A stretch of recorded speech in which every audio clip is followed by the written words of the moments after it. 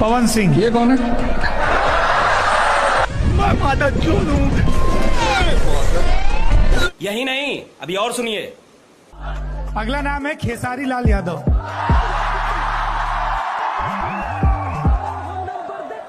जलवा पैदा करने की मशीन।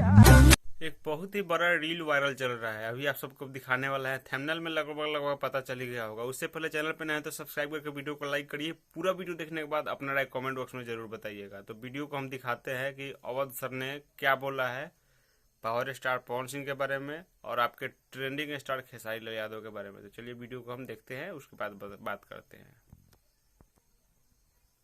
पवन सिंह। सुपरस्टार।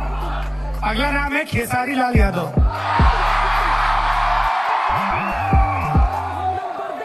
जलवा पैदा करने की मशीन। पहले ते यार तुझे नंबर ते नोटिया गया नहीं निशान जी दे साडी केरा बची। ठीक है, तो जलवा पैदा करने की मशीन और पवन सिंह पे सिर्फ बोल रहे हैं सुपरस्टार। तो इसमें कुछ तो खास बात है खेसारी लाल यादव में, इसीलिए ओझा सर बोले हैं कि जलवा पैदा करने की मशीन है खेसारी लाल यादव। तो इस बारे में अब क्या कहना चाहते हैं आप लोग बताइए, और ये कि कहाँ तक सच है आप लोगों से ऐसा कोई जानता नहीं है।